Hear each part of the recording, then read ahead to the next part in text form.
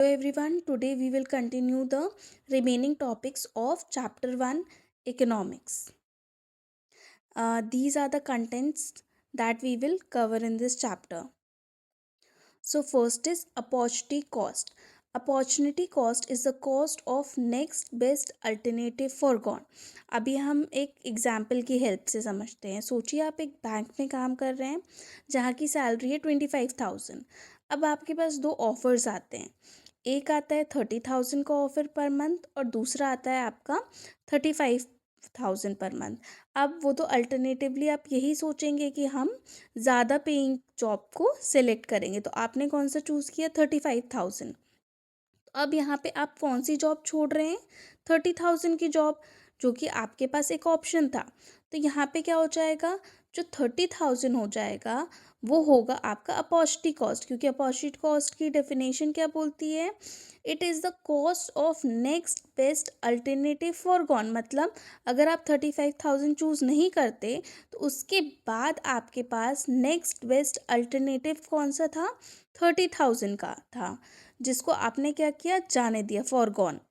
The amount of other goods and services that must be sacrificed to obtain more of any good is called opportunity cost. मतलब जो भी आप चीज़ sacrifice करते हो उसे हम क्या कहते हैं? opportunity cost कहते हैं. Now next is production possibility frontier. तो इसको हम पीपीसी भी बोलते हैं, प्रोडक्शन पॉसिबिलिटी कर्व. तो अब ये होता क्या है?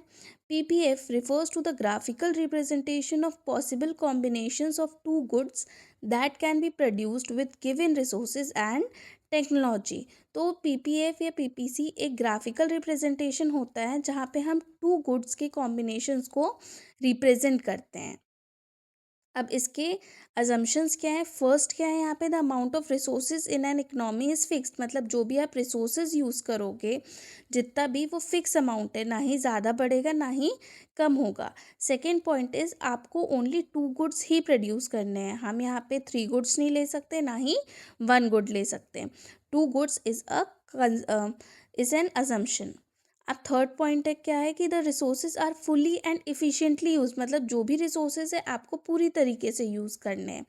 और फोर्थ वन इज जो भी लेवल ऑफ टेक्नोलॉजी रहेगी वो कांस्टेंट रहेगी, ना ही इंक्रीज होगी ना ही डिक्रीज होगी. हम एक एग्जाम्पल की हेल्प से ये समझते हैं. जैसे मैंने यहाँ पे किसका एग्जाम्पल लिया है कि आपके पास 50 रुपीज़ है, ठीक है. 10 रुपीज़ की मैगी आएगी और 10 रुपीज़ के कुरकुरे. ये एक अजम्पशन है. तो यहाँ पे पॉसिबिलिटी ए क्या हो जाता है कि आप 50 रुपीज़ पूरे किस में खर्च कर रहे हो? मैगी में. तो कुरकुरे ज़ीरो होंगे. बी पॉसिबिलिटी में क्या होता है कि चार आपने मैगी के पैकेट लिए हैं, तो यहाँ पे एक कुरकुरे का पैकेट जो कि 10 रुपये का आया. ऐसे करके धीरे धीरे हम क्या होगा कि एक कम करते जाएंगे तो वहाँ पे एक कुरकुरे बढ़ता जाएगा. सी पॉसिबिलिटी है कि 30 है तो कुरकुरे में हम 20 रुपीज़ स्पेंड करेंगे. फिर डी में हम 20 रुपीज़ मैगी में स्पेंड करेंगे तो 30 रुपीज़ हम कुरकुरे में. ऐसे करके मैगी एक एक करके डिक्रीज़ होती जाएगी तो कुरकुरे एक साइड इंक्रीज़ होते जाएंगे. अब यही पॉसिबिलिटीज़ जब हम कर्व में यहाँ पे रिप्रेजेंट कर देते हैं ग्राफिकल फॉर्म में, तो इसे हम क्या बोलते हैं? पीपीएफ बोलते हैं. यहाँ पे एक्स एक्सिस में हमने कुरकुरे लिया है और वाई एक्सिस में हमने मैगी ली है. तो यहाँ पे जो भी पॉइंट्स आ रहे हैं यहाँ पे ABCDEF, तो ये सारे पॉइंट्स क्या होते हैं? ये कॉम्बिनेशंस को रिप्रेजेंट करते हैं कि यहाँ पे हमने सारी रिसोर्सेज को फुली यूटिलाइज़ किया है ना. जो हमारे पास 50 रुपये थे वो हमारा रिसोर्स थे और वो सारे रिसोर्सेज को हमने इन पॉइंट्स पे पूरी तरीके से यूज़ किया है. Now next is characteristics of PPF. तो हमने यहाँ पे देखा पीपीएफ डाउनवर्ड स्लोपिंग है. तो क्यों है यहाँ पे डाउनवर्ड स्लोपिंग? बिकॉज जब हम एक गुड प्रोड्यूस करते हैं तो दूसरे से हम क्या करते हैं? जब 50 रुपीज़ हमने एक में स्पेंड किया तो वहाँ पे ज़ीरो था, है ना.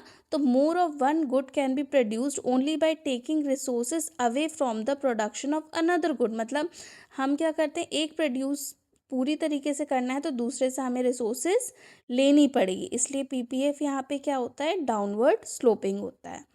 Next one is PPF is concave shape. यहाँ पे पीपीएफ कौन सा शेप है? कॉनकेव शेप है because of the increasing MRT, that is marginal rate of transformation, ये क्या होता है कि जब आप एक गुड धीरे धीरे बढ़ाते जाते हो, है ना, तो आप मतलब एक एक सैक्रिफाइस करते जाओगे किसी एक को गेन करने के लिए। आप इसका मतलब क्या होगा, जब आप कुरकुरे को यहाँ पे बढ़ा रहे थे, पहले 0 था, फिर 10 हुआ, फिर 20 हुआ, है ना, तो आप क्या कर रहे थे, मैगी को सैक्रिफाइस कर रहे थे, 50 फिर 40, मतलब एक गुड को इंक्रीज करने के लिए दूसरे को हमें क्या करना पड़ता है, सैक्रिफाइस करना पड़ता है, इसलिए PPF is concave shape. Next one is attainable and unattainable combinations. तो अटेनेबल के अंदर क्या आ जाता है, ऑप्टिमम यूटिलाइजेशन ऑफ रिसोर्सेज, मतलब जो भी पॉइंट्स पीपीएफ के ऊपर आएंगे वो सारे पॉइंट्स क्या कहलाते हैं, हमारे ऑप्टिमम यूटिलाइजेशन, मतलब हमने जो भी रिसोर्सेज अवेलेबल है वो हमने पूरी तरीके से यूज़ किए हैं। ठीक है, जो पॉइंट हमारा ई आ रहा है उसे हम क्या बोलते हैं, अंडर यूटिलाइजेशन, बिकॉज हमने क्या किया, ई पॉइंट पे अच्छे से रिसोर्सेज को पूरी तरीके से यूज़ नहीं किया है। और यहाँ पे क्या है, जो एफ है उसे हम क्या बोलते हैं, over utilisation of resources. Over utilisation में क्या है, जब हमारे पास उतना मनी ही नहीं है, उतना रिसोर्स नहीं है, तो हम उसको क्या अनअटेनेबल पॉइंट कहते हैं, क्योंकि ओवर यूटिलाइजेशन हो रहा है। जब रिसोर्स अवेलेबल नहीं है तो हम एफ पॉइंट पे ऑपरेट कर ही नहीं सकते हैं। तो जो भी पॉइंट्स पीपीएफ में आएंगे वो सारे अटेनेबल होंगे, और जो पीपीएफ के बाहर है वो अनअटेनेबल होगा, है ना। Next is change in PPF. अब चेंज इन पीपीएफ दो टाइप के हैं, अब शिफ्ट इन पीपीएफ और second one is rotation of PPF. अब शिफ्ट इन पीपीएफ भी टू टाइप्स में डिवाइडेड है यहाँ पे, राइटवर्ड शिफ्ट और लेफ्टवर्ड शिफ्ट। जब भी टेक्नोलॉजी में एडवांसमेंट होता है या फिर ग्रोथ ऑफ रिसोर्सेज होती है, तो जो भी ग्राफ है हमारा पीपीएफ का वो बाहर साइड राइटवर्ड शिफ्ट होता है ना। और जब भी क्या होता है, रिसोर्सेज में डिग्रेडेशन हो जाता है या फिर टेक्नोलॉजी में डिग्रेडेशन होता है, तो हमारा ग्राफ लेफ्टवर्ड शिफ्ट हो जाता है। नाउ रोटेशन ऑन पीपीएफ, तो यहाँ पे क्या होता है कि एक गुड जो रहता है वो हमारा सेम रहता है, जो भी चेंजेस होते हैं हमारे सेकंड गुड में होते हैं। So first one is rotation on x axis, तो जो भी चेंजेस होंगे वो हमारे एक्स एक्सिस में होंगे, और जो भी वाई एक्सिस का जो प्रोडक्ट होगा वो सेम होगा। जैसे यहाँ पे हम देखेंगे रोटेशन ऑन एक्स एक्सिस में, तो यहाँ पे जो भी वाई एक्सिस का है दैट इज़ गन्स, तो यहाँ पे कोई चेंजेस नहीं हो रहे हैं ए में, और जो भी चेंजेस हो रहे हैं वो हमारे बी में हो रहे हैं। तो अगर प्रोडक्ट दैट इज़ बटर में, जब भी बटर में एडवांसमेंट ऑफ टेक्नोलॉजी हो जाता है, तो हमारा जो ग्राफ है वो आउटवर्ड शिफ्ट हो जाएगा, that is A B to A C. जब भी डिक्रीज इन टेक्नोलॉजी या फिर डिक्रीज इन रिसोर्सेज हो जाता है, तो जो हमारा ग्राफ है ए बी वो इनवर्ड शिफ्ट हो जाएगा, that is leftward to A B to A D, है ना। अब इसके बाद नेक्स्ट है रोटेशन ऑन वाई एक्सिस, तो जो भी चेंजेस होंगे वो हमारे वाई एक्सिस में होंगे, और जो हमारा एक्स एक्सिस का है वो हमारा सिमिलर रहेगा। तो यहाँ पे बटर है वो सेम रहेगा, जो भी चेंजेस हो रहे हैं हमारे वाई एक्सिस में हो रहे हैं। तो अगर एडवांसमेंट होगा तो ग्राफ ए बी से शिफ्ट हो जाएगा सी बी पे, और अगर डिग्रेडेशन होगा तो हमारा ए बी ग्राफ शिफ्ट हो जाएगा डी बी पर।